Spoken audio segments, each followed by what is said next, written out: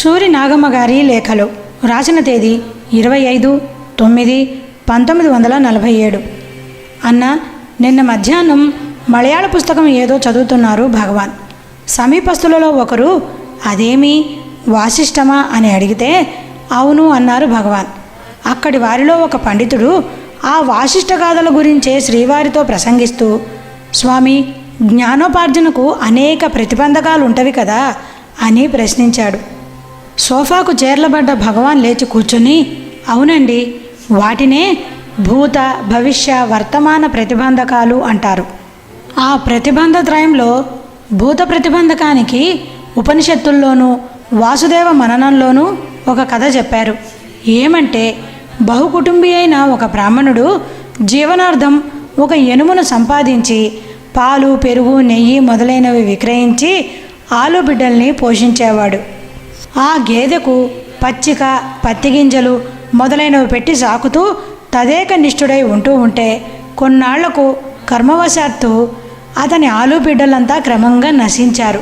ఆ తర్వాత ద్విగుణీకృత ప్రేమతో తన సర్వస్వం ఆ గేదెగానే భావించి పోషిస్తూ ఉంటే కొన్నాళ్లకు ఆ ఎనుము గతించింది.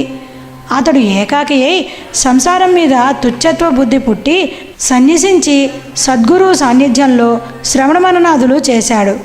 కొన్నాళ్లకు గురువు అతన్ని పిలిచి, ఏమోయ్, చాలా దినాలుగా శ్రవణం చేశావే, ఏమైనా కృతకృత్యత కనపడిందా అని అడిగాడు. ఆ విప్రుడు పై కథంతా చెప్పి, స్వామి, ఆ కాలంలో మా అందరి పోషణకు ఆధారంగా ఉన్న ఆ గేదెనే నేను ఎక్కువగా ప్రేమించేవాణ్ణి. అది ఎప్పుడో గతించింది కదా. అయినా ఈ శ్రవణ మనన నిధిధ్యాస కాలంలో ఆ గేదె సదా సాక్షాత్కారమై ఉంటోందే, ఎలా అని యథార్థం మనవి చేసుకున్నాడు. అది భూత ప్రతిబంధకం అని నిశ్చయించిన గురువు ఒక యుక్తితో, నాయనా, బ్రహ్మమును అస్థి, భాతి, ప్రియం అంటారు. అస్థి అంటే ఉన్నది, భాతి అంటే ప్రకాశించేది, ప్రియం అంటే ప్రియమైనది. ఆ గేదె నీకు ప్రియమైనది కనుక అది బ్రహ్మమే. దానికి నామరూపం ఉంది. నీవిప్పుడు ఏం చేయాలంటే నీ నామరూపాలు, దాని నామరూపాలు వదిలావంటే ఉండేది బ్రహ్మమే. అందువల్ల నామరూపాలు వదిలి ధ్యానించు అని చెప్పాడు. అంతటితో ఆ రెండూ విడిచి ధ్యానిస్తే అతనికి జ్ఞానసిద్ధి కలిగింది. అదే భూత ప్రతిబంధకం. వాస్తవానికి ఉన్నది అనేది ఒక్కటే. అది ఎప్పుడూ ఎక్కడా ఉన్నదే. ఇదిగో ఈ బల్ల ఉంది, అదిగో ఆ పక్షి ఉంది, అడిగో మనుష్యుడు ఉన్నాడు అంటాం. నామరూపాల భేదమే గాని ఉన్నది అనేది సర్వత్రా ఏకమై ఉన్నదే కదా. అదే అస్థి. ఇది ఉన్నది అనేందుకు చూచేవాడు ఒకడు ఉండాలి. ఆ చూచే తెలివే భాతి. అది చూడాలి, ఇది కావాలి అన్నది ఉంటే కదా చూచేది, వినేది. అదే ప్రియము. ఈ మూడు సహజ స్వరూప లక్షణం. వీనినే సచ్చిదానందము అని అంటారు అన్నారు భగవాన్. ప్రియం కూడా సహజమే అయితే దేన్ని చూసినా ప్రియం ఉండాలి కదా. పులి, పాము ఇత్యాదుల మీద ప్రియం ఉండదే అన్నాడు ఒక భక్తుడు. మనకు ఉండకపోవచ్చు కానీ ఏ జాతికి ఆ జాతి ప్రియమే కదా. పులిని చూస్తే పులికి, పామును చూస్తే పాముకు ప్రియం, జారుడికి జారుడు, చోరుడికి చోరుడు ప్రియం. అలాగే ఒక్కొక్కటిను ప్రియం అనేది ఉండనే ఉంది. చిత్రపటం ఎప్పుడూ ఉన్నదే, అది అస్థి. చూచేవాడు చూపించే వెలుగు భాతి, ప్రియమును. నామరూపాలతో కూడిన చిత్రాలు వస్తవి పోతవి. వాటిని చూచి భ్రమించక తోసివేస్తే ఉండే తెర ఉండనే ఉంటుంది. ఆవరణతో కూడిన చిన్న లైటుతో తెర మీద బొమ్మలు చూస్తాం. ఆ ఆవరణ రహితమైన పెద్ద లైటు వేస్తే బొమ్మలు కనపడతావా? అంతా ఒకే వెలుగు అవుతుంది కదా. అలాగే చిన్న మనస్సునే చిన్న లైటుతో చూస్తే నానా రంగుల ప్రపంచం గోచరిస్తుంది. ఆత్మజ్ఞానం అనే పెద్ద లైటు వేస్తే అంతా ఒకే వెలుగు అవుతుంది. అంతే అని సెలవిచ్చారు భగవాన్. సరే అన్న, ఇక సెలవు. వీలు చూసుకొని ఇంకో ఉత్తరం రాస్తాను.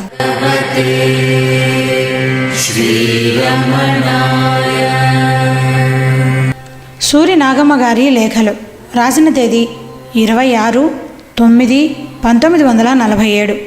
అన్న, భగవాన్ భూత ప్రతిబంధాన్ని గురించి చెప్పిందంతా వింటూ ఉన్న భక్తులొకరు శ్రీవారి సమీపంలో కూర్చొని, నిన్న భగవాన్ భూత ప్రతిబంధం గురించి, దాని నివృత్తిని గురించి దృష్టాంతపూర్వకంగా సెలవిచ్చారు, కానీ వర్తమాన భావి ప్రతిబంధాల గురించి చెప్పలేదే అన్నారు.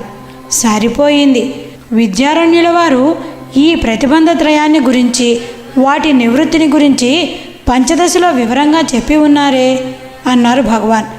పంచదశి చదవలేదు భగవాన్ అని ఆ భక్తుడంటే, అలాగా, అయితే చెప్తానుండండి అంటూ ఈ విధంగా సెలవిచ్చారు భగవాన్. భూత ప్రతిబంధాన్ని గురించి నిన్న చెప్పాను కదా. వర్తమాన ప్రతిబంధం అంటే విషయ ఆసక్తి అని, ప్రజ్ఞామాంద్యం అని, కుతర్కమని, విపర్యయ దురాగ్రహమని 4 విధాలుగా చెప్పబడుతుంది. అందులో విషయాసక్తి అంటే విషయాల మీద గాఢమైన ఆసక్తి కలిగి ఉండడం. ప్రజ్ఞామాంద్యం అంటే గురువులు చెప్పిన అర్థజ్ఞానం బుద్ధికి ఎక్కకుండా ఉండడం. కుతర్కం అంటే గురువులు బోధించిన అర్థానికి విపరీత అర్థం తోచడం. విపర్యయ దురాగ్రహం అంటే నేను శ్రోత్రియుణ్ణి, పండితుణ్ణి, విరక్తుణ్ణి అని దేహేంద్రియాదులందు ఆత్మత్వ బుద్ధి కలగడం. వీనిని వర్తమాన ప్రతిబంధకాలు అంటారు. వీటికి నివృత్తి ఎలా అంటే శమ, దమ, ఉపరతి, తితిక్షల వల్ల విషయాసక్తియున్ను, తిరిగి తిరిగి శ్రవణం చేయడం వల్ల ప్రజ్ఞామాంద్యమును, ఆ విన్నది మననం చేయడం వల్ల కుతర్కము, నిధిధ్యాస వల్ల విపర్యాస దురాగ్రహము నివృత్తి కాగలవు. పై విధంగా ప్రతిబంధకానికి నాశం కలుగుతూ ఉంటే ముముక్షులైన వారికి తానే ఆత్మస్వరూపం అనే నిశ్చయ బుద్ధి కలుగుతుంది. ఇదే వర్తమాన ప్రతిబంధ లక్షణం. దాని నివృత్తి మార్గమును. ఇక భావి ప్రతిబంధం ఉందే, అది పాపకర్మల వల్ల ఎప్పుడు వచ్చేది తెలియకుండానే వచ్చేటటువంటిది. ఎలా తెలుసుకోవచ్చును అంటే సన్నిహితమైన పాపకర్మం ముముక్షులైన వారికి ఒక విధంగా రూఢమై దయారూపమైన ఆసక్తిని పుట్టించును. దానిని భావి ప్రతిబంధమని తెలుసుకోవాలి. ముముక్షువైన వాడు ఆ ఆసక్తిని భావి ప్రతిబంధమని తెలుసుకోలేక, నేను అకర్తను, అసంగుణ్ణి కదా, ఈ ఆసక్తి నన్నేం చేస్తుంది అని దాన్ని నిరోధించకుంటే ఆ ప్రతిబంధం వాడికి కొన్ని జన్మలు కలిగించకుండా పోదు. భావి ప్రతిబంధం జన్మలు కలిగిస్తుందని అనడానికి ప్రమాణంగా వామదేవులకు 1 జన్మ కలిగిందని, భరతునకు 2-3 జన్మలు కలిగినవని, మరికొందరికి అనేక జన్మలు కలిగినవని శృతి స్మృతి పురాణాదుల్లో చెప్పబడి ఉంది. అందువల్ల ముముక్షువు ఈ చెప్పబడ్డ ప్రతిబంధత్రయాన్ని విచారించి అవి తనను అంటకుండా ఉండేలా తొలగించుకోవాలి. అలా చెయ్యకుంటే వాడికి నిశ్చయంగా కొన్ని జన్మలు కలుగుతాయి అనడంలో సందేహమే లేదు. ఏ ఒక్కనికి కానీ ఏ జన్మలో ఈ ప్రతిబంధత్రయం నశించిపోతుందో వానికి ఆ జన్మలో ముక్తి సిద్ధం అని విద్యారణ్యుల వారు చెప్పారు. వాసుదేవ మననంలో కూడా ఇదంతా ఉంది. ఇంకా అందులో ఈ ప్రతిబంధాలకు అనుగుణంగా ఎన్నో కథలు చెప్పారు. భర్జువు కథ, యజ్ఞపశువు కథ చమత్కారంగా ఉంటవి. అసుర వాసనను గురించి చెప్పింది మరీ చిత్రం. అన్నిటికీ దృష్టాంతపూర్వకంగా ఒక్కొక్క కథ చెబుతారు అందులో. మీరు అది చూడలేదా అన్నారు భగవాన్. చిన్నప్పుడు ఎప్పుడో చూచాను, కానీ భగవాన్ ఇప్పుడు సెలవిచ్చేదాకా అందులో ఇంత విషయం ఉన్నదని అనుకోలేదు. ఇక ముందు చూస్తాను భగవాన్ అంటూ వినయంతో సెలవు పుచ్చుకున్నాడా భక్తుడు. సరే అన్న, ఇక సెలవు. వీలు చూసుకొని ఇంకో ఉత్తరం రాస్తాను. నమో భగవతే శ్రీరమణాయ. సూరి నాగమ్మ గారి లేఖలు. రాసిన తేదీ 28/9/1947. అన్న, ఈ ఉదయం ఉత్తర దేశస్థులొకరు భగవాన్కు ఒక చీటీ రాసి చేతికిచ్చారు. బృందావనంలో శ్రీకృష్ణుని నిజస్వరూపం దర్శిస్తే నా కష్టాలన్నీ తొలగించుకునే శక్తి లభిస్తుందా? వారిని దర్శించి నా భారమంతా అర్పించాలని కోరికగా ఉంది అని దానిలో సారాంశం. భగవాన్ చూసి, అలాగే చేయవచ్చును. వారిని చూచిన తర్వాత మన భారమంతా వారిపైనే ఉంటుంది. ఇప్పుడు మాత్రం ఆ చింత మీకెందుకు? భారమంతా వారిపైనే వేస్తే వారే చూసుకుంటారు అన్నారు. నేనిప్పుడు ఆ శ్రీకృష్ణుని నిజస్వరూపం చూడాలంటే బృందావనానికే వెళ్ళి వారిని ధ్యానించాలా? ఎక్కడ ఉండి ధ్యానించినా సరేనా అన్నారా పృచ్ఛకులు. తన ఉనికి తానెరిగి తానెక్కడుంటే అక్కడే బృందావనం, కానీ ఎక్కడో బృందావనం ఉన్నదని పరిగెత్తి వెళ్ళనక్కర్లేదు. వెళ్ళవలనన్న తీవ్రత కలవారు వెళ్ళవచ్చునే, కానీ వెళ్ళకుంటే లాభం లేదన్న నిబంధన ఏమున్నది? అహమాత్మ గుడాకేశ సర్వభూతాశయస్థిత అహమాదిశ్చ మధ్యంచ భూతానామంత ఏవచ అన్నట్టు తానున్న చోటే బృందావనం. తానెవరో తన ఉనికి ఏదో విచారించి తెలుసుకుంటే తానే కృష్ణుడవుతాడు. సకల విషయ వాసనలు తనలో అణుగుటయే తన్నర్పించుకొనుట. ఆ తర్వాత మన భారం అతనిదే అన్నారు భగవాన్. ఒక శాస్త్రి గారు, స్వామి, గీతలోనే వివిక్త దేశ సేవత్వ మరతిర్జన సంసది అని చెప్పారే, వివిక్త దేశం అంటే ఏమి అన్నారు. పరమాత్మ తప్ప వేరేదీ లేకుండా ఉన్నదే వివిక్త దేశం. అరతిర్జన సంసది అంటే విషయాదులతో చేరకుండా ఉండడమే. విషయాలే జనసమూహం, అవి లేనిదే వివిక్త దేశం అన్నారు భగవాన్. భగవాన్ సెలవిచ్చే ఆ వివిక్త దేశం అపరోక్షం అన్నమాట. అయితే గురూపదిష్ట మార్గానువర్తి అయి వివిక్త దేశంలో ఉండి సాధన చేస్తే కదా ఆ అపరోక్ష స్థితి పొందగలగడం అన్నారా పృచ్ఛకులు. అదేనండి, వాసుదేవ మననం మొదలైన గ్రంథాల్లో గురు సాన్నిధ్యంలో ఉండి శ్రవణ మననాదుల వల్ల పరోక్ష జ్ఞానం పొంది తర్వాత సాధన వల్ల పరిపక్వ చిత్తులై అపరోక్ష జ్ఞానం పొందాలన్నారు. విచారసాగరంలో అపరోక్షం ఎప్పుడూ ఉన్నదే, ప్రతిబంధకాలే పరోక్షం. ఆ ప్రతిబంధకాలు పోగొట్టుకోవాలే కానీ అపరోక్షాన్ని పొందటానికి ప్రయత్నం అనవసరం అన్నారు. ఏదైనా ఒకటే, వస్తు జ్ఞానార్థమైన శ్రవణాదులు ఆవశ్యకమే, ప్రతిబంధ నివారణార్థమైన శ్రవణాదులు అవసరమే. త్రివిధ ప్రతిబంధకాలు తొలగిన వారు నివాత దీపం వలెను నిస్తరంగా జలధి వలెను ఉంటారని ఉపమానాలు చెప్పారు. రెండూ నిజమే.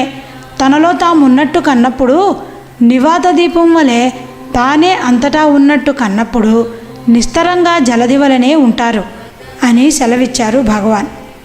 సరే అన్న, ఇక సెలవు. వీలు చూసుకొని ఇంకో ఉత్తరం రాస్తాను. నమో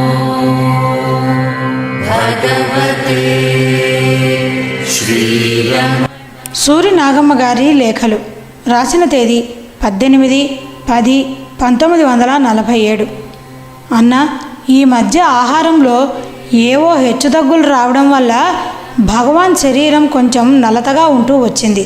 అది గమనించి ధన సంపత్తి గల కమలారాణి అనే ఒక భక్తురాలు ఖరీదైన కూరలతో పచ్చి ద్రాక్ష పళ్ళు కలిపి వండి ద్రవరూపకంగా చేసి భగవానుకు ఇవ్వవలసిందని ఒకరి ద్వారా పగలు 10:30కు సన్నిధికి పంపింది. భోజన వేళకు పంపింది కదా, పోనిమ్మని స్వీకరించారు భగవాన్. మరుదినం మళ్ళీ అదే విధంగా చేసి అదే వేళకు పంపిందామె. భగవాన్ చూసి పరిచారకులతో, రోజు ఎందుకిది, ఇక పంపవద్దని చెప్పండి అన్నారు. మర్నాడు అదే విధంగా పంపింది ఆ అమ్మ. అదిగో మళ్ళీ తేవద్దంటే వింటేగా, ముందే వద్దని అనవలసింది, తీసుకోవడం మనదే తప్పు అన్నారు భగవాన్.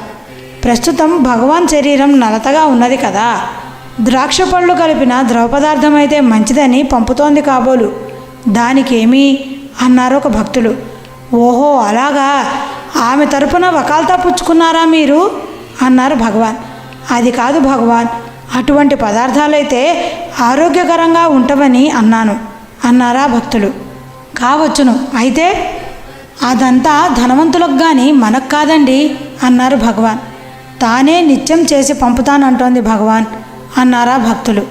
సరిపోయింది, అలాగైతే ఇక్కడ తినేవారందరికీ పంపగలదేమో కనుక్కోండి అన్నారు భగవాన్. అందరికీ ఎందుకు అన్నారు వారు. నాకు మాత్రం ఎందుకు అన్నారు భగవాన్. భగవాన్ మటుకైతే సరిగాని అంత ఖరీదు గలది అందరికీ చేసేందుకు అవుతుందా అన్నారా భక్తులు. అది సమాచారం. ఒక్కొక్కరు ఇదే మాట, భగవానుకు మాత్రం చేస్తామంటారు. భగవానుకు మంచిదైతే అందరికీ మంచిది కాదు కాబోలు. దీనికయ్యే ఖర్చుతో నూకలు కొని గంజి కాస్తే 100 మంది తాగవచ్చునే, మనకు ఎందుకీ ఖర్చు అన్నారు భగవాన్. భగవాన్ శరీరం బాగుండవలననే కదా మా అందరి అభిప్రాయము అన్నారా భక్తులు. అది సరేనండి, ద్రాక్ష పళ్ళు వెలగల కూరలు కలిపి వండిన ఈ ద్రవ పదార్థంతోనే ఆరోగ్యం వచ్చేస్తుందంటారా? అలాగైతే ధనికులంతా అది వాడుతూనే ఉంటారు కదా, వారంతా ఆరోగ్యంగా ఉండవలసిందేనే, వారికే ఎక్కువ అనారోగ్యం ఉంటుంది ఎందుకో. అంతకంటే తరవాణి నీళ్లు తాగే దరిద్రులే ఎక్కువ ఆరోగ్యంగా ఉంటారు. ఆ పుల్ల నీళ్లు తాగితే ఉండే సుఖం మరి దేనిలోనూ లేదు. పూర్వం మేం వండే రోజుల్లో వేసంగి వచ్చిందంటే ఒక పెద్ద కుండ తెచ్చి అంతా తినగా మిగిలిన అన్నం దానిలో వేసి నిండా నీళ్లు పోసి కొంచెం గంజి కొంచెం మజ్జిగ పోసి సొంటి దబ్బాకు వేసి ఉంచితే అదంతా పులిసి చల్లబడి తేరుకొని ఉండేది. ఆ నీళ్లు తలా ఒక లోటాతో తీసుకొని రవ్వంత ఉప్పు చేర్చి తాగితే ఎంతో హాయిగా ఉండేది. ఒక్క వ్యాధి లేదు. ఇప్పుడు ఆ పుల్ల నీళ్లు 2 లోటాలు ఇస్తే చాలు, నాకు అన్ని సుస్తులు పోతవి. కానీ ఆ పని ఎవరూ చేయరు. అయ్యో స్వామికి పుల్ల నీళ్ళేంటి అంటారు. ఏం చేసేది, ఒక్క పూట ఈ పదార్థాలకయ్యే ఖర్చు రూపాయికి తక్కువ ఉండదు. ఆ డబ్బుతో తమిదలు కొనుక్కొని పిండి విసిరి పెట్టుకుంటే ఒక్క నెల అంబలు కాచి తాగేందుకు సరిపోతుంది. అది ఎంతో ఆరోగ్యకరము బలకరమును. ఒక్క మనిషికి ఒక్క పూట దీనికయ్యే ఖర్చుతో 1 నెల బ్రతకవచ్చును. కొండ మీద ఉండగా నేను అవన్నీ తిన్నాను, ఎంతో సుఖంగా ఉండేది. ఇప్పుడు అదంతా వినేదెవరు? ద్రాక్ష పండ్ల పులుసు, టమాటా చారు ఏమేమో ఇస్తామంటారు. అదంతా మనకెందుకు, రేపటి నుంచి తేవద్దని గట్టిగా చెప్పి పంపండి అని సెలవిచ్చారు భగవాన్. అంతటితో అది నిలిచిపోయింది. కొండ మీద ఉండగా బిల్వఫలంలో ఉండే గుజ్జు కూడా తిని కొన్నాళ్ళున్నాను అని భగవాన్ అనేకసార్లు చెప్పారు. ఏ ఆహారం కానీ ఒంటరిగా తినటం వారికి గిట్టదు. సరే అన్న, ఇక సెలవు. వీలు చూసుకొని ఇంకో ఉత్తరం రాస్తాను. నమో భగవతే శ్రీరమణాయ. సూరి నాగమ్మ గారి లేఖలు. రాసిన తేదీ 22/10/1947. అన్న, భగవాన్ శరీరం ఈ మధ్య కొంచెం చిక్కి ఉన్నది కదా, ఆహారం తగినంత తీసుకోకుండా ఉండడమే దానికి కారణం అని భక్తుల్లో కొందరి అభిప్రాయం. ఈ వదంతి విని ఒక బెంగాలీ యువతి నిన్న మధ్యాహ్నం బెంగళూరు జామ పండ్లు ముక్కలు ముక్కలుగా కోసి ఉప్పు కారము కలిపి తెచ్చి, భగవాన్ చాలా చిక్కిపోతున్నారే, ఇటువంటి పళ్ళు మొదలైనవి ఏమైనా తీసుకోవడం మంచిది, గ్రహించండి అని ప్రార్థించింది. భగవాన్ నవ్వుతూ, ఎవరు చిక్కింది, మీరా నేనా అన్నారు. భగవానే అన్నదామె. సరిపోయింది, ఎవరు చిక్కింది తూకం వేస్తే తెలుస్తుంది, కావాలంటే అవన్నీ రోజు మీరు తినండి, ఆ అలవాటంతా నాకెందుకు, ఇవాళ తెస్తే తెచ్చారు, ఇక తేకండి అని చెప్పి కొన్ని ముక్కలు తీసుకొని అనుచరులతో, ఇదిగో ఈమె సన్నగా ఎట్లాగున్నదో చూడండి, ముందు ఆమెకు చాలా పెట్టి తర్వాత అందరికీ పంచండివి అని సెలవిచ్చారు భగవాన్. స్వతంత్రంగా మాట్లాడేవారొకరు, భగవాన్ ఈ మధ్య బొత్తిగా ఆహారం తగ్గించారే, ఇలాగైతే ఎలాగా అన్నారు. ఓహో, మీకెవరు చెప్పారు, నాకు ఎంత కావాలో అంత తింటున్నా, ఎక్కువ తిని ఒళ్ళు పెంచి ఏం చేయాలి, అదే కాక శరీరంలో ఎన్నో వ్యాధులుంటవి, ఆహారం ఎక్కువైన కొద్దీ వాటికి బలం ఎక్కువవుతుంది, తగు మాత్రం తింటే బలం తగ్గిపోతుంది అన్నారు భగవాన్. చారు తాగటం మజ్జిగ తాగటం కూడా మానారు ఎందువల్ల అన్నారు ఇంకొకరు. ఎందువల్లన, వడ్డన సమయంలో జరిగే లక్షణం చూస్తే మీకే తెలుస్తుంది. బకెట్లలో పెద్ద పెద్ద గరిటెలు వేసుకొని మజ్జిగ తెస్తారు, మన వద్దకు వస్తే గరిటె నిండుగా మునుగుతుంది. పక్క విస్తరి వద్ద చూస్తే సగానికి తీసి సగం పోసి సగం మిగులుస్తారు. అది చూసేసరికి మనకు కడుపు నిండి చాలురా బాబు అనిపిస్తుంది. అందువల్ల మనకు సగమే చాలనుకున్నాను అన్నారు భగవాన్. పోనీ పళ్ళరసమైనా తీసుకోరాదా అన్నారా భక్తులు. అదిగో మొదలు, ఒక్కొక్కరు ఇదే మాట. మనకవన్నీ ఎలా వీలు పడతాయి అన్నారు భగవాన్. అదేమిటి భగవాన్, ఇక్కడికి ఎన్నో పళ్ళు వస్తవి కదా, వీలు పడకేమి? అయాచితంగా లభించిన దాన్ని గ్రహించవచ్చునని తామే సెలవిచ్చి ఉన్నారే అన్నారా భక్తులు. ఓహో, గ్రహించవచ్చును అంటే పక్కవారిని వదిలిపెట్టి గ్రహించమనా అర్థం అన్నారు భగవాన్. పోని ఎన్నో వస్తవాయే, అందరికీ ఇచ్చే గ్రహించేది, దానికేమి అన్నారా భక్తులు. సరిపోయింది, అందరికీ ఇచ్చేందుకు మనకేమున్నది ఇక్కడ? స్వామికి నైవేద్యం అన్నట్టు చూపి తీసుకుపోతారు, ఉగ్రాణంలో పెట్టి తాళాలు వేస్తారు. వారిస్తే సరి, లేకుంటే లేదు. తాళం చెవులు ఉగ్రాణాధికారి స్వాధీనం, వారినెవరు పోయి అడుగుతారు? ఇలాగే ఒక్కొక్క దానికి ఒక్కొక్క అధికారి ఉన్నారు. మనకు పని లేదు, స్వతంత్రమూ లేదు. అయితే ఒకట్లేండి, గుళ్ళో దేవుని కన్నా మనకు కొంచెం మేలే. ఎటు పోయేవి అటు పోగా మిగిలినవి 10 మందికి వడ్డించే సమయంలోనైనా మనకొక బద్ద వస్తుంది. స్వామిత్వం అంటే ఇదే అని నవ్వుతూ చెప్పారు భగవాన్. ఇంతలో శివానందం వచ్చాడు. 15 రోజుల క్రిందట ఎవరో పచ్చి మిరియాలు తెస్తే అందులో కరక్కాయ, నిమ్మ ఉప్పు మొదలైన దినుసులన్నీ వేసి నూరించి మాత్రలు కట్టించి ఆరబెట్టించారట భగవాన్. ఆ ఆరబెట్టిన మాత్రలు ఈ రోజున సీసాలో పోశానని తెచ్చి ఇస్తున్నా అని శివానందం భగవాన్ని అడిగాడు. అవి కఫానికి మంచిదని భగవాన్ ఈ శీతాకాలంలో అప్పుడప్పుడు వాడుతూ ఉంటారు. 15 రోజులుగా ప్రస్తావించక ఇప్పుడు అడిగేసరికి భగవాన్ నవ్వుతూ, ఓహో, ఇప్పుడు జ్ఞప్తికి వచ్చిందా? సరి స్వామి అడుగునా లేదా అని నన్ను పరీక్షిస్తారు. ఒకవేళ అడిగితే ఇదేమిరా, ఈ స్వామి అన్నీ అడగడం ప్రారంభించారు అంటారు. స్వామికి మన మీద ప్రియం ఉన్నదా లేదా, మనల్ని పలకరిస్తారా లేదా, ఏం చేస్తారో చూద్దాం అని కొందరు అనుకుంటారు. ఏం చేసేది, వీరందరి సర్టిఫికేట్ కావాలి. నాకు ఒక్క నమస్కారం చేశారంటే చాలు, వారు చెప్పినట్టు వినవలసిందే. స్వామిత్వం అంటే ఏదో సుఖం అనుకుంటారు. ఇదిగో ఇదే స్వామిత్వం. స్వామిత్వం అనే గ్రంథం ఒకటి రాస్తే బాగుండును అన్నారు భగవాన్. భగవాన్ భలే వింతగా సెలవిస్తారే అన్నాడా భక్తుడు. భగవాన్ చిరునవ్వుతో, వింత ఏముందండి, అదంతా యథార్థమే. స్వామి పరుపులు పరిచిన సోఫా మీద హాయిగా కూర్చున్నాడు. ఆయనకేమని అనుకునేవారెందరో ఉన్నారు. మన పాటలు వారికేం తెలుస్తవి. అందుకే స్వామిత్వం అనే గ్రంథం ఒకటి రాస్తే బాగుండును అని అనుకుంటున్నా. ఇక్కడికి వచ్చిన ఈ 50 ఏళ్ల జీవితంలో జరిగిన సంఘటనలన్నీ రాస్తే భారతమంత అవుతుంది. రాసేవారు ఎవరైనా ఉంటే రాయవచ్చును అన్నారు.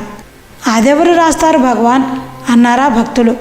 దానికేమండి, అవునవును, సరి అంటేనే స్వామిత్వం అని అందరికీ తెలుస్తుంది, రాస్తే ఏమి అని చెప్పి నా వైపు చూసి, ఏం రాయవచ్చునా అని నవ్వారు భగవాన్. సరే అన్న, ఇక సెలవు. వీలు చూసుకొని ఇంకో ఉత్తరం రాస్తాను. నమో భగవతే శ్రీరమణాయ. సూరి నాగమ్మ గారి లేఖలు. రాసిన తేదీ 24/10/1947. అన్న, నిన్నొక ఆడకోతి పసిపాపనెత్తుకొని భగవాన్ సోఫా పక్కన ఉన్న కిటికీలో కూర్చుంది. భగవాన్ ఏదో చదువుకుంటూ దాన్ని గమనించలేదు. కొంచెం ఆగి కిచకిచ శబ్దం చేసింది. సేవకులొకరు పో అని అదిలించారు. పోలేదు. భగవాన్ తిరిగి చూసి, ఉండండయ్యా, తన బిడ్డను భగవాన్కు చూపాలని తెచ్చింది. వీరంతా తెచ్చి చూపటం లేదు. దాని బిడ్డ దానికెక్కువ, చూడండి ఎంత చిన్న బిడ్డో అని దాని వైపు తిరిగి, ఏవమ్మా, ఏం బిడ్డను తెచ్చావా, మంచిది అని లాలనగా చెప్పి అరటిపళ్ళు ఇప్పించి పంపించారు. ఈ ఆగస్టు 15వ తేదీన స్వతంత్ర దినం కనుక పతాకోత్సవం జరిపారిక్కడ. అంతకుముందు 11, 12 తేదీల్లో సాయంత్రం 5ంటికి భగవాన్ స్వర్ణోత్సవ పర్ణశాలలో కూర్చున్నప్పుడు వానర సైన్యం వచ్చి పళ్ళ నిమిత్తం తొందర కలిగిస్తే కృష్ణస్వామి అదిలిస్తూ వచ్చాడు. భగవాన్ చూసి, ఏమోయ్, 15వ తేదీ వాటికి స్వతంత్ర దినమే, తరమకుండా దర్బారు విందు చేయాలి తెలుసునా అంటూ ఉండేవారు. 14వ తేదీ ఆశ్రమవాసుల్లో కొందరు జెండా కట్టేందుకు సన్నాహం చేస్తూ హడావిడిగా తిరుగుతున్నారు. యథాప్రకారం వానర సైన్యం వస్తే తరుముతున్నారు ఒక సేవకులు. భగవాన్ అది చూసి, తోలకండి అయ్యా, తోలకండి, వాటికి మాత్రం స్వరాజ్యం రాలేదా ఏమి? శనగపప్పు మరమరాలు తెచ్చి విందు చెయ్యాలి కానీ తరుముతారటయ్యా అన్నారు నవ్వుతూ. రేపు కదా స్వతంత్ర దినం, నేడేమి అన్నాడతను. ఓహో, మీరంతా ఉత్సవానికి సన్నాహం చేస్తూ ఉంటే అవి మాత్రం చేసుకోవద్దు, వాటి సన్నాహంలో అవి ఉన్నవి, దానికేమి అన్నారు భగవాన్. ఇంకా కొన్నిసార్లు ఏం జరుగుతుందనుకున్నావు? భగవాన్ హాల్లో కూర్చుంటే కాళ్ళ వైపున్న బీరువా దగ్గరో, పాకలో కూర్చుంటే తల దగ్గరో భక్తులర్పించే పళ్ళు పెట్టేందుకు ఒక బుట్ట పెట్టుకొని సేవకులలో ఎవరో ఒకరు కూర్చుంటారు. వారు అప్పుడప్పుడు కళ్ళు మూసుకునో రేడియో పాట వింటూనో పరాకుగా ఉంటారు. సమయం చూసి వానరవీరులు బుట్టలో పళ్ళు కాజేస్తూ ఉంటే సభ్యులు ఎవరైనా అదిలిస్తారు. భగవాన్ నవ్వుతూ, వీరు ఒకే నిష్టతో ధ్యాన సమాధి మగ్నులై ఊగుతూ ఉంటే వారు వచ్చి పని చూసుకుంటున్నారు, ఎవరో ఒకరు చూడాలి కదా, వీరు బుట్టలో పెడితే వారు పొట్టలో పెడుతున్నారు, అంతే. వీరు గానామృత పానం వల్ల మైమరిచి ఉంటే వారు ఫలరసాస్వాదనం చేస్తున్నారు, మంచిదే కదా అని సేవకులు ఎవరు అక్కడ లేనప్పుడు ఇది జరిగితే వారు రాగానే, ఏమయ్యా మీరు ఎవ్వరూ లేరు, అందువల్ల మీ పని వారు చూసుకుంటున్నారు, మీకు సహాయం చేస్తున్నారయ్యా, మీరింకా కొంచెం విశ్రాంతి తీసుకోవచ్చును. కొండ మీద ఉండగా వారే ఎక్కువగా నా దగ్గర ఉండేవారు, మీరిప్పుడు తరుముతారు కానీ అప్పుడు వారిదే రాజ్యం అని చెప్తూ ఉంటారు. కొత్తవారు ఎవరైనా వస్తే ఒక్కొక్కసారి వారు తెచ్చే పళ్ళల్లో కొన్ని దోవలోనే అటకాయించి కాజేయటం, మరికొన్నిసార్లు ప్రసాదంగా పుచ్చుకున్నవి దగ్గర ఉంచుకొని కూర్చుంటే తటాలన ఎగరదన్నుకొని పోవడం చేస్తూ ఉంటారు కపివీరులు. భగవాన్ నవ్వుతూ, వారి భాగం వారు తీసుకున్నారు, మీకెందుకయ్యా కోపం, వారిది లక్ష్య దృష్టి, ఎలాగో కనిపెడతారు, కన్ను గీటితే చాలు అందరూ వస్తారు, వారి భాగం వారు తీసుకుంటారు, మన దృష్టి ఎన్ని చోట్లకో పోతుంది, వారికి వీటి మీదనే దృష్టి. అందుకే వేదాంత భాషలో లక్ష్య దృష్టికి వానర దృష్టిని ఉపమానంగా చెబుతారు. గురువు కన్నుగీటగానే శిష్యుడు విషయం గ్రహించాలని, అలా చెయ్యకుంటే ఫలం దొరుకుతుందా అని సెలవిచ్చారు భగవాన్. సరే అన్న, ఇక సెలవు, వీలు చూసుకొని ఇంకో ఉత్తరం రాస్తాను. నమో భగవతే శ్రీరమణాయ.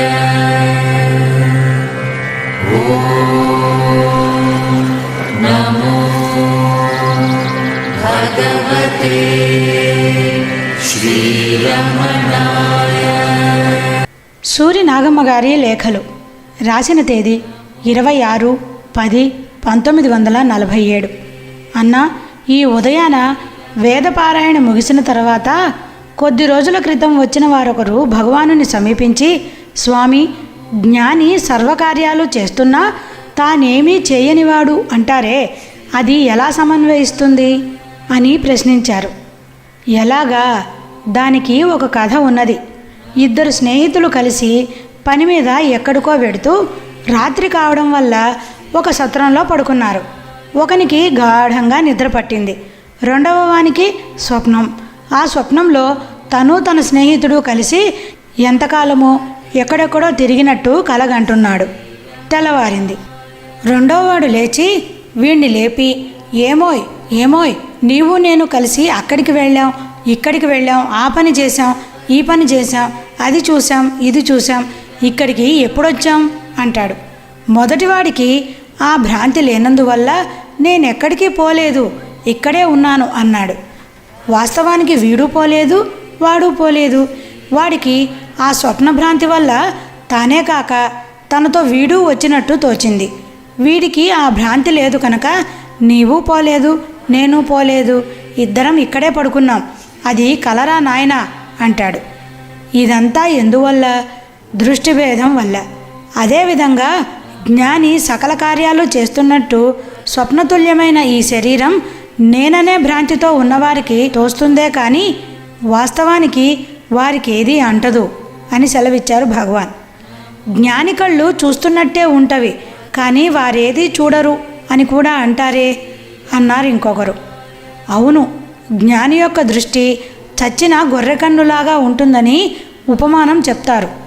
కళ్ళు బాగా తెరిచి తళతళమంటూ ఉంటవి, కానీ తామేదీ చూడరు. బయట వారికి చూసినట్టే ఉంటుంది, వారికేమున్నది అన్నారు భగవాన్. అటువంటి సిద్ధపురుషులకు ఉపాధి అనేది లేదని కూడా అంటారే అన్నారా భక్తులు. అది సరి, ఉపాధి అనేది లేదనే మాట నిజమే, కానీ ఉపాధి లేకుంటే పనులు ఎట్లా చేస్తారన్న శంక వస్తుంది.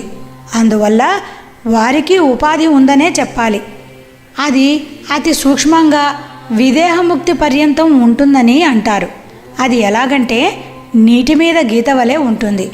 గీత గీస్తున్నప్పుడు కనపడుతుందే కానీ తర్వాత ఉండదు కదా, అంతే అన్నారు భగవాన్. అలాగైతే ఆ సిద్ధపురుషులకు స్థూల శరీర పతనానంతరం ఉపాధి అనేది ఉండదు కదా.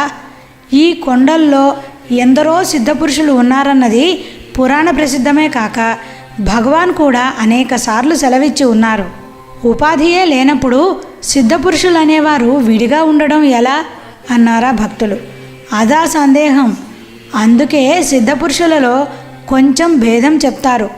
ఏమంటే, క్షీరం క్షీరే యదా క్షిప్తం తైలం తైలే జలం జలే సంయుక్తమేకతాం యాతి తదాత్మాన్యాత్మ నిన్ముని అని వివేక చూడామణిలో అన్నట్టు, కేవలం జ్ఞానసిద్ధి పొందినవారు పాలలో పాలు, నూనెలో నూనె, నీటిలో నీరు లీనమైనట్టు స్థూల శరీర పతనానంతరం ఆత్మలో లీనమై ఉంటారని, కొందరికి మాత్రం కొన్ని సంస్కారాలు మిగిలి ఉంటవని, ఆ సంస్కారాలే సంకల్పరూపంగా నిలుస్తవని, ఆ సంస్కారాలు తీరేంతవరకు ఇష్టం వచ్చిన రూపం ధరించి లోకంలో సంచరిస్తూ అదృశ్యులవుతూ ఉంటారని విన్నాను. ఏదో ఒకటి అని సెలవిచ్చారు భగవాన్. ఈ భేదం ఎందువల్ల వస్తుందో అన్నారా భక్తులు. వారి వారి సంకల్ప బలాన్ని బట్టి వస్తుంది అన్నారు భగవాన్. సరే అన్న, ఇక సెలవు. వీలు చూసుకొని ఇంకో ఉత్తరం రాస్తాను. శ్రీరమణాయ ఓం నమో భగవతే. సూరి నాగమ్మ గారి లేఖలు, వ్రాసిన తేదీ 28/10/1947. అన్న, ఈ మధ్య వాసుదేవ మననం చదువుతున్నాను.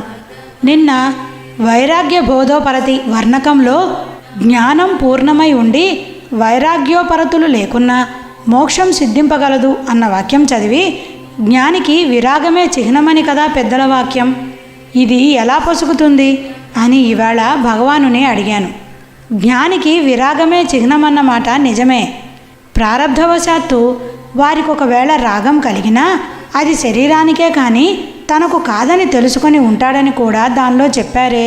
ఆ రాగం వల్ల జీవన్ముక్తి సుఖానికి భంగమే కానీ విదేహముక్తికి జ్ఞానమే ప్రధానం. జ్ఞానం లభిస్తే వైరాగ్యోపరతులు లేకున్నా మోక్షం లభిస్తుందంటే మరణ సమయంలో మోక్షం కలుగుతుందని తాత్పర్యం. వైరాగ్యోపరతులు ఉన్నా జ్ఞానం లేకుంటే మోక్షం కలగదని. అయితే ఈ వైరాగ్యోపరతులు వృధా అవునా అంటే కావు, పుణ్యలోక ప్రాప్తికి కారణాలవుతాయని వాసుదేవ మననంలో చెప్పి ఉన్నారే అన్నారు భగవాన్. అసలు వైరాగ్యోపరతులు లేకుండా జ్ఞానం ఏ విధంగా కలుగుతుంది అన్నాను. భగవాన్ ఆదరంగా చూస్తూ, అవును, వైరాగ్య బోధోపరతులు 3 ఒకటిని విడిచి ఒకటి ఉండవు. జ్ఞానం కలిగిన తర్వాత రాగయుక్తుడై వర్తించిన విరాగం ఆంతర్యంలో ఉండే ఉంటుంది. జీవన్ముక్తి సుఖానుభూతికి మాత్రం అంతరాయం అంటారు. ప్రారబ్ధం బలీయమై ఉండటం వల్ల వాసనలతో వివశతతో సంచరిస్తారే కానీ వాస్తవానికి రాగం వారికి అంటదు. దానినే ప్రారబ్ధం అంటారు అని సెలవిచ్చారు. అంటే స్వరూపం జ్ఞానం కలిగిన ప్రారబ్ధం బలీయంగా ఉంటే వాసనలు తోసివేయజాలరన్నమాట. ఆ వాసనాక్షయం అయ్యేంతవరకు నిలకడగా శాంతి కుదరదు, అంతేనా అన్నాను. అవును, వైరాగ్య బోధోపరతులు 3 స్థిరంగా కలవారు బహు ఉన్నత స్థితిలో ఉన్నవారే, వారే జీవన్ముక్తులన్నమాట. అలా కాకుండా జ్ఞానప్రధానులు ప్రారబ్ధవశాత్తు రాగయుక్తులై సంచరించినా అవేవీ తమవి కాదని తెలుసుకునే ఉంటాడు. వాస్తవానికి రాగం వారికి అంటదు. అందుకే వాసిష్టంలో 3వ భూమికలోనే వాసనాక్షయమయ్యి మనసు నశిస్తుంది అన్నారు. 4వదైన జ్ఞానభూమికను ఆక్రమించిన తర్వాత 5, 6 భూమికలతో ఏమి పని అంటే వాసనాక్షయానికేనని ఏమేమో సమాధానాలు చెప్పారు. శంక ఉన్నంత వరకు సమాధానం ఉంది. శంకారహితమే జ్ఞానం అని చెప్పారు భగవాన్.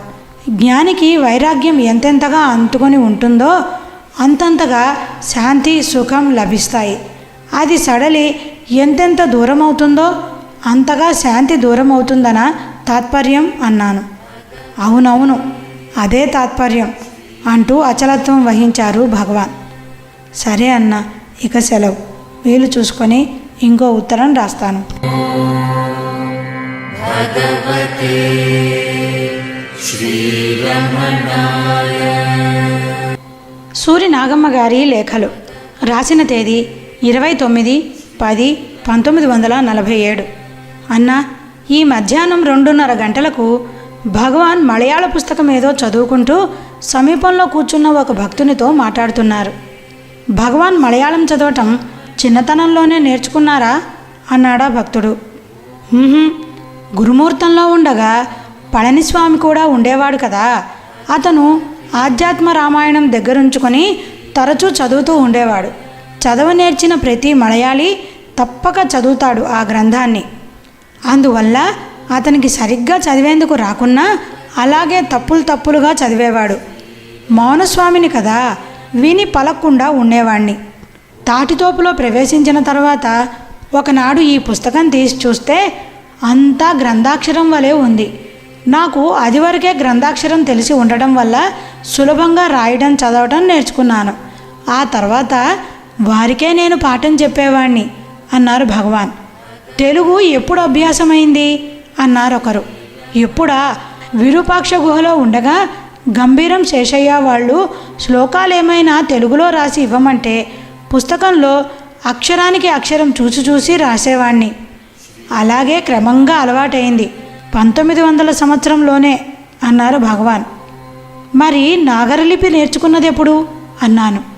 అది ఆ ప్రాంతంలోనే అంటూ సమీపస్తులకు పాత భక్తులనొకరిని చూసి ముత్తు, యజ్ఞరామ దీక్షితులు మొదలైన వారంతా వస్తూ పోతూ ఉండేవాళ్ళ. వాళ్ళ వద్ద నాగరాక్షరం పుస్తకాలు ఉంటే చూసి రాసేవాణ్ణి. అదే అలవాటయింది అని సెలవిచ్చారు భగవాన్.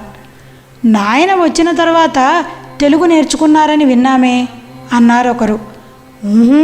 లేదు, వారు వచ్చిన తర్వాత తెలుగు ధారాళంగా మాట్లాడడం అలవాటైంది అంతే అని చెప్పారు భగవాన్. తెలుగు చిన్నప్పుడే నేర్చుకున్నారని విన్నామే అన్నారు ఒకరు. అప్పుడు రాయడం చదవడం రాదు. మా చిన్నతాతకు తెలుగు బాగా తెలుసు. వారు నన్ను పక్కలో పడుకోబెట్టుకొని కాకు దీర్ఘం ఇస్తే కా అని చెప్పేవారు. అంతే. వాళ్లకు శ్లోకాలు రాసి ఇస్తూనే నేర్చుకున్నాను. ఆ తర్వాత ఉపదేశసారం రాసినప్పుడు రామయోగి ఉండి తెలుగులో కావాలంటే తమిళ ఛందస్సును అనుసరించి కొన్ని ద్విపదలు రాసి నాయనకు చూపితే, అయ్యో ఇది తెలుగు ద్విపద కాదు, తమిళ సాంప్రదాయమేనని తెలుగు ద్విపదకు గణాలు చెప్పారు. ఈ గణాలను అనుసరించి అర్వంలో ఒక చిన్న సూత్రం రాసి పెట్టుకున్నా. దాన్ని అనుసరించి కొంచెం మారిస్తే ఈ ద్విపదకు సరిపోయింది.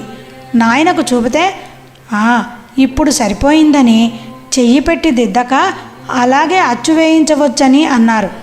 ఆ తర్వాత బలరామరెడ్డి సులక్షణ సారం తెస్తే అది చూసి మిగతా వృత్తాల గణాలన్నిటినీ సంగ్రహించి 2 పేజీలలో కాపీ చేసి పెద్ద బాల శిక్షలో అంటించి పెట్టుకున్నాను.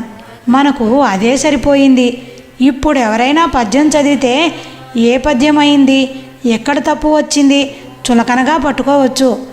ఒక్కొక్క భాష అలాగే అలవాటైంది. కావాలని ఒక్కటి నేర్చుకోలేదు అని సెలవిచ్చారు భగవాన్. సరే అన్న, ఇక సెలవు. వీలు చూసుకొని ఇంకో ఉత్తరం రాస్తాను.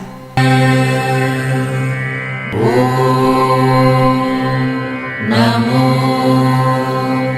భగవతే శ్రీరమణాయ. సూరి నాగమ్మ గారి లేఖలు రాసిన తేదీ 30/10/1947. అన్న, ఈ ఉదయం తమిళ భక్తులొకరు భగవాన్ను ఉద్దేశించి, స్వామి స్వామి, జీవేశ్వరులు వినా జగత్తు లేదంటారే, దాని భావమేమి అని అడిగారు.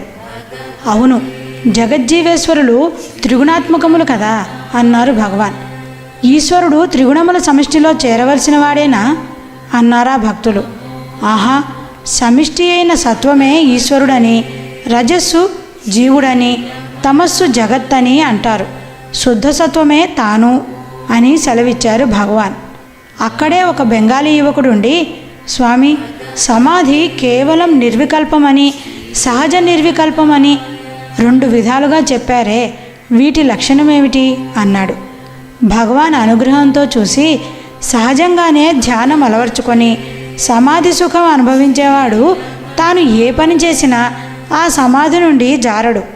ఏ సంకల్పం రాని, ఏది పోని తాను తానుగానే ఉంటాడు. దానినే సహజ నిర్వికల్పమని అంటారు. కేవల నిర్వికల్పం అంటే వాసనావశమై విజృంభించే మనస్సును బలవంతంగా అణిచి సమాధినిష్ఠుడు కావడం. ఆ విధంగా చేసేవారు కదలక మెదలక కొంతసేపు ఉండి యథాప్రకారం బాహ్యస్ఫురణకు వస్తారు. వీటినే నాశము, లయము అంటారు. నాశమునకు సహజ నిర్వికల్పమని, లయమునకు కేవల నిర్వికల్పమని పేర్లు. లయ సమాధి స్థితి యందు ఉన్నవారికి మనస్సు బహిర్గతమైనప్పుడు తిరిగి తిరిగి లాగి పెట్టుకోవలసి వస్తుంది. మనస్సు నాశమైతే వేచిన విత్తనం వలె మొలకెత్తదు. అటువంటి వాడు ఏది చేసినా నిమిత్త మాత్రమే. తమ స్థితి నుండి జారరు. జారటం పట్టుకోవడం ఉన్నంత వరకు సాధకులే కానీ సిద్ధులు కారు. సహజ నిర్వికల్పనిష్ఠులు నివాత దీపం వలె నిస్తరంగా జలధి వలె చలనరహితులై ఉంటారు. తాము వినా వేరొకటి వారి దృష్టికి గోచరించదు. అజ్ఞులకు తాము వినా తదితరమే గోచరిస్తుంది. ఇదే భేదం అని సెలవిచ్చారు. 2 రోజుల క్రిందట రామకృష్ణ మఠం నుంచి వచ్చిన ఒకరు, స్వామి, తురీయావస్థ అంటే ఏమిటి అన్నారు. తురీయావస్థ అంటూ వేరే లేదు, స్వరూపమే తురీయం అన్నారు భగవాన్. తురీయమని తురీయాతీతమని అంటారే మరి అన్నారా పృచ్ఛకులు. ఉన్నది ఒకటే అవస్థ, దాన్ని తురీయమనండి, తురీయాతీతమనండి, ఏమన్నా సరే. జాగ్రత్త, స్వప్న, సుషుప్తులు 3 ఒకటి తర్వాత ఒకటిగా సినిమా రీలు మారినట్టు మారుతూ ఉంటవి. 3 తోపకాలే. ఈ 3ంటికి విలక్షణమైన సాక్షిగా ఉన్నదేదో అదే తాను. 3 అవస్థలను తోసివేస్తే ఉండేది తానే కదా, అదే తురీయావస్థ. పరిభాషలో తురీయమని తురీయాతీతమని ఏదో చెప్తారే కానీ వాస్తవానికి ఒకే అవస్థ అని సెలవిచ్చారు భగవాన్. సరే అన్న, ఇక సెలవు. వీలు చూసుకొని ఇంకో ఉత్తరం రాస్తాను.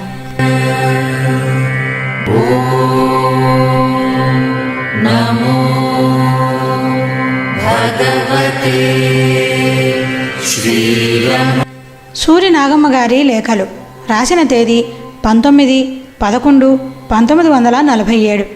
అన్న, కొంతకాలం నుండి సాయంత్రం వేదపారాయణ వేళకు హాలు లోపల కొందరిని వెలుపల కొందరిని కూర్చోమని అనవలసి వస్తోంది. జూబ్లీ హాలు తయారైన తర్వాత సాయంత్రం వేదపారాయణ పూర్తిగా అక్కడికే మారింది. ఈ మార్పు జరిగిన తర్వాతే బరోడా రాణి పంపిన తెల్ల నెమలి వచ్చింది. వచ్చిన కొత్తల్లో పసిది కావడం వల్ల ఏ దుష్ట జంతువులు ఏం చేస్తాయో అని భగవాన్ దానిని ఒళ్ళంతా కళ్ళుగా కనిపెడుతూ ఉండేవారు. రాత్రిళ్ళు భగవాన్ హాల్లోనే దానికి నివాసం. అది వచ్చినప్పుడు వేసవి కనుక భగవాన్ జూబ్లీ హాల్లోనే పడుకునేవారు. అందువల్ల ఉషకాలంలో జరిగే ఉపనిషత్ పారాయణ కూడా అక్కడే జరిగేది. చలికాలం రాగానే రాత్రి భోజనానంతరం భగవాన్ పడక హాల్లోకి మార్చారు సేవకులు. ఈ నెమలి హాలుకు మధ్యనున్న పైదూలం మీద నివసించి ఉండడం వల్ల దాని మలమూత్ర విసర్జనతో దూలం కిందనున్న స్థలం బీభత్సమై ఉషకాలంలో జరిగే ఉపనిషత్ పారాయణకు స్థలం చాలక ఇబ్బంది ఏర్పడింది. సేవకులు కొంచెం విసుగుదల చూపగానే, ఎందుకయ్యా విసుగు, దానికొక గూడు చేయించి జూబ్లీ హాల్లో పెడితే సరిపోదా అన్నారు భగవాన్. వెంటనే ఒక భక్తుడు దానికి అంగీకరించి ఇనుప గూడు ఒకటి మందిరంగా తయారు చేయించాడు. ఆ గూడును జూబ్లీ హాల్లో భగవాన్ కూర్చుండే రాతి సోఫాకు పక్కనే పెట్టి నెమలి పడక అక్కడికే మార్చారు సేవకులు. ఆ తర్వాత రాత్రి భోజనానంతరం హాల్లో పడుకుంటున్న భగవాన్ జూబ్లీ హాల్లోనే పడుకుంటానని పట్టుపట్టారు. ఈ నవంబర్లో చలి విపరీతం కదా, బయట పడుకుంటే భగవాన్ శరీరానికి పడదని భక్తులకు భీతి కలిగి శ్రీవారితో మనవి చేశారు. భగవాన్ నవ్వుతూ, ఉండండయ్యా, వారెవరో ఎక్కడి నుంచో మన వద్దకు వచ్చారు. వచ్చిన వారిని బయట పడుకోబెట్టి మనం లోపల పడుకోవడం ఏమిటి? ఏం మర్యాద? ఇంటికి బంధువు వస్తే తగినట్టు పరామర్శ చేయక వసారాలోనే ఉంచి మనం లోపల దూరితే బాగుంటుందా? వీలుంటే వారిని లోనికి తీసుకుపోవాలి, లేకుంటే మనము వసారాలోనే పడుకోవాలి, అంతే. అంత చలిగా ఉంటే మీరు లోపల పడుకోండి అని సెలవిచ్చారు భగవాన్. భగవాన్ శరీరానికి జబ్బు చేస్తుంది, దానికి తోడుగా మేమెవరన్నా పడుకుంటాం అన్నారా సేవకులు. మీకు మాత్రం జబ్బు చేయదా ఏమి?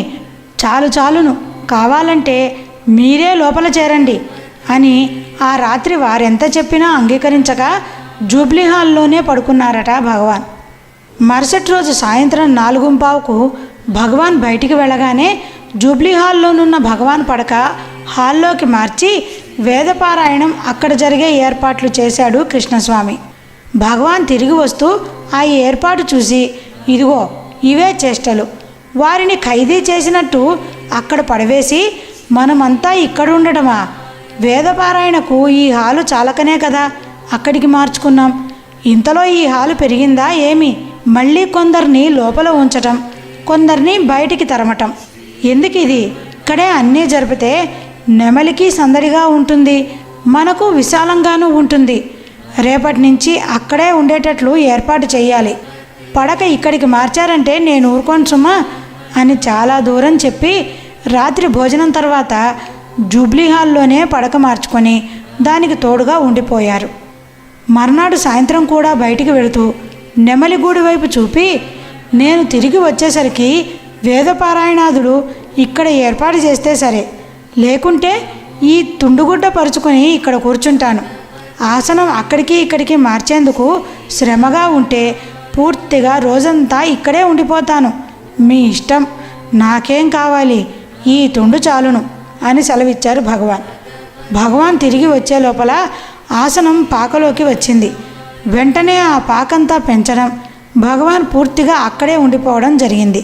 సన్నిధికి వచ్చిన సకల జీవరాశులను బందుకోటిగా భావించి పరామర్శించడం భగవాన్కే చెల్లుతుంది, కానీ మనకు సాధ్యమా? సరే అన్న, ఇక సెలవు. వీలు చూసుకొని ఇంకో ఉత్తరం రాస్తాను. భగవతే శ్రీరమణాయ. సూరి నాగమ్మ గారి లేఖలు. రాసిన తేదీ 21/11/1947. అన్న, ఈ మధ్యాహ్నం 3 గంటలకు తెల్లనెమలి భగవాన్ సన్నిధికి వచ్చి అందరి మధ్యన సంచరిస్తూ ఉంది. ఒక భక్తుడు దాని సాధుజీవనం గమనించి, దీనికి జన్మాంతర వాసన ఉన్నట్లుందే, కాకుంటే ఇందరి మధ్య ఇంత చొరవగా తిరుగుతుందా అన్నాడు. అందుకే ఇక్కడి వారంతా మాధవుడే ఇలా వచ్చాడని అంటారు అన్నారు భగవాన్. అయితే గత జన్మలో నేను ఫలానా అని దానికి తెలుస్తుందా అన్నాడా భక్తుడు. అదెలా తెలుస్తుంది? వాసనావశం వల్ల సంచరిస్తారే గాని గత జన్మలో ఫలానా జీవినని ఏ ఒక్కరికీ తెలియదు. అదే మరపు. ఆ మరపు ఉండడమే మేలయ్యింది. ఈ ఒక్క జీవితంలోనే తలపులతో వేగలేకుండా ఉన్నామే, అవన్నీ తెలిస్తే భరించగలమా? గత జన్మల వృత్తాంతం తెలుసుకోవడం అంటే తన్ను తాను తెలుసుకోవడమే. ఆ ఎరుక కలిగితే ఈ జన్మ ఆ జన్మ అన్నీ తోపకాలేనని తెలుస్తుంది. అంతా సంకల్ప సృష్టేనాయే. వాసిష్టంలో ఈ సృష్టిని గురించి ఎన్ని రకాలుగా చెప్పారో చూడండి. గాది విష్ణువును నీ మాయాస్వరూపం చూడాలి అంటే ఎన్నో విధాలుగా చూపించాడు. లవణ మహారాజు కథ అంతే. శుక్రుడి చరిత్ర ఇంకా వింత. సమాధిలో ఉన్నవాడు ఉన్నట్లే ఉండి శరీరం శిథిలమైనది తెలియకుండా ఎన్నో జన్మలెత్తి కడకొక బ్రాహ్మణుడై పుట్టి మేరుగిరిపై తపస్సు చేస్తుంటే తండ్రి అయిన భృగువు కాలుడు స్థూల శరీరంతోనే నడిచి వెళ్ళి ప్రబోధిస్తే ఆ శుక్రుడు వారిద్దరితో కలిసి వచ్చి ఆ శరీరంలో ఈ శరీరం చూచినట్టు యముని ఆజ్ఞ వల్ల తిరిగి మొదటి శరీరంలోనే ప్రవేశించినట్టు చెప్పారు. ఇంకా కొన్ని కథల్లో ఒకరికి స్వప్నంగా తోచింది వేరొకరికి జాగ్రత్తగా తోచినట్టు చెప్పారు. ఇందులో ఏది యథార్థం అన్నారు భగవాన్. ఒకరికి స్వప్నంగా తోచిందే వేరొకరికి జాగ్రత్తలో యథార్థంగా ఎలా కనిపిస్తుంది అన్నాడా భక్తుడు. దానికేమి, అది స్వప్నమే కదా. తెర మీద బొమ్మల వలె అన్నీ తోపకాలే. వాస్తవానికి తాను ఏదీ కాదు. ఈ కానీ పోనీ బొమ్మలాటలో అప్పుడు ఆ బొమ్మ నేను, ఇప్పుడు ఈ బొమ్మ నాది అన్న ఎరుక కంటే మరపే మేలు అన్నారు భగవాన్. లౌకిక మర్యాదను అనుసరించి ఇది నాది అనవలసి వస్తుంది కదా అన్నాడా భక్తుడు. అవునండి, అనవలసి వస్తుంది. అన్నంత మాత్రాన అన్నీ నేను అనుకొని ఖేదమోదాలు చెందవలసిన పని లేదే. బండిలో పోతూ బండి నేనని అనుకుంటామా? సూర్యుడున్నాడు. నీళ్లతో నిండిన చిన్న కుండలోనూ పెద్ద నదుల్లోనూ అద్దంలోనూ అన్నిటిలోనూ ప్రతిబింబిస్తాడు. అంత మాత్రాన అవన్నీ తాననుకుంటాడా? అవి భిన్నమైనప్పుడు చింతిస్తాడా? మనకు అంతే. నేను శరీరం అనుకుంటేనే అన్ని బాధలును. శరీరం నేను కాదని తోసివేస్తే సూర్యుని వలె తనంతట తాను ప్రకాశిస్తూ సర్వత్రా నిండి ఉంటారు అని సెలవిచ్చారు భగవాన్. అందుకు నేనెవడననే విచార మార్గమే ముఖ్య సాధనమని కదా భగవాన్ సెలవిస్తారు అన్నాడా భక్తుడు. అవును, అయితే అనధికారికి ఈ విచార మార్గం చెప్పరాదని వాసిష్టంలో రామునికి వశిష్ఠ విశ్వామిత్రులు బోధించారు. మరికొన్ని గ్రంథాల్లో చాలా జన్మలలో సాధన చెయ్యాలని, 12 ఏళ్ళు గురుసేవ చేసి ఉపదేశం పొందాలని ఏదో చెప్పారు. ఎన్నో జన్మలంటే భీతి కలుగుతుందని మోక్షం పొందే ఉన్నావోయ్, పైన వచ్చే విషయాలే తోసివేయాలి, దానికే సాధన అని నేనంటాను. అయితే పై మాటలన్నీ పెద్దలు వృధాగా చెప్పలేదు. నీవే బ్రహ్మము, మోక్షం పొందే ఉన్నావు అని అంటే నేనే బ్రహ్మం కదా, మోక్షం పొందే ఉన్నాను కదా అని సాధన చేయక విచ్చలవిడిగా సంచరిస్తారని అధికారి కాని వారికి అది చెప్పరాదన్నారు. అంతేకాని మరేమీ లేదు అని చిరునవ్వుతో చెప్పారు భగవాన్. నూతనాగతు భక్తులొకరు అందుకొని విశ్వం దర్పణ దృశ్యమాన నగరీతుల్యం నిజాంతర్గతం అన్న శ్లోకంలో శంకరులు సెలవిచ్చింది కూడా జగత్తు మిథ్య మాయా అనే దృష్టి సాధారణ జనులకే కానీ జ్ఞానులకు కాదనే కదా అన్నాడు. అవును, జ్ఞాని దృష్టికి అంతా బ్రహ్మమయంగానే తోస్తుంది. అజ్ఞానిక ఏం చెప్పినా తెలియదు. అందువల్ల శాస్త్రాలన్నీ మధ్యములకేనండి అని సెలవిచ్చారు భగవాన్. సరే అన్న, ఇక సెలవు. వీలు చూసుకొని ఇంకో ఉత్తరం రాస్తాను. నమో భగవతే శ్రీరమణాయ.